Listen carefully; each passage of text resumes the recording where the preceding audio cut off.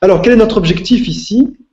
L'objectif d'un PowerPoint, quel est l'objectif d'une présentation? PowerPoint, c'est une marque, évidemment. Il n'y a pas que PowerPoint, mais on va parler donc de présentation numérique ou de diaporama, plus simple.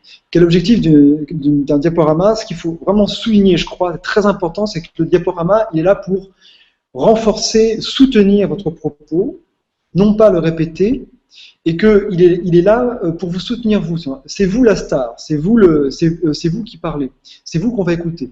Et c'est pas le diaporama qu'on va écouter ni lire. Et si c'est ça qui se produit, alors là, vous n'êtes pas en concurrence. Hein. Un écran énorme, vous allez vous faire écraser par votre propre soutien.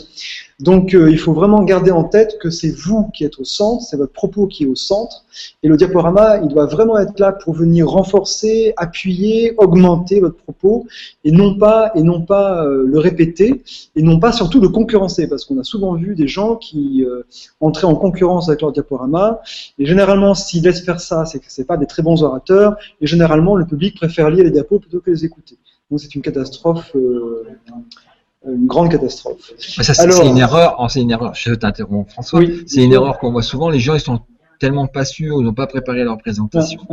Ils mettent tout le texte et ils lisent le texte, en disant, bah, c'est écrit, je vais retrouver le discours, je vais retrouver le fil. C'est une erreur dont on reparlera. Bien sûr, c'est une erreur dont on reparlera tout à l'heure. C'est confondre le diaporama avec un prompteur ou confondre le diaporama avec des notes de cours. Avec un document. C'est pas du tout la même chose, évidemment. Et donc, l'objectif du diaporama, si ce n'est pas du tout de vous concurrencer, vous qui parlez, c'est de vous rendre plus facile à comprendre, c'est de vous rendre plus facile à mémoriser, c'est de rendre votre discours plus facile à saisir, plus facile à comprendre, plus facile à mémoriser.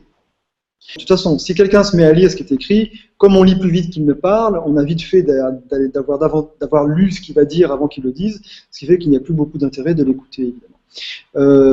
Et puis si vous voulez que vos élèves, vos auditeurs aient un document de synthèse, mais c'est pas le diaporama, il n'est pas fait pour ça. Hein. Il faut créer un document pour cela, un document ad hoc. Alors quelles sont les grandes règles de conception d'un diaporama compte tenu de l'objectif que je viens de donner? Les grandes règles sont, alors je dirais d'abord qu'il faut penser communication et non pas décoration.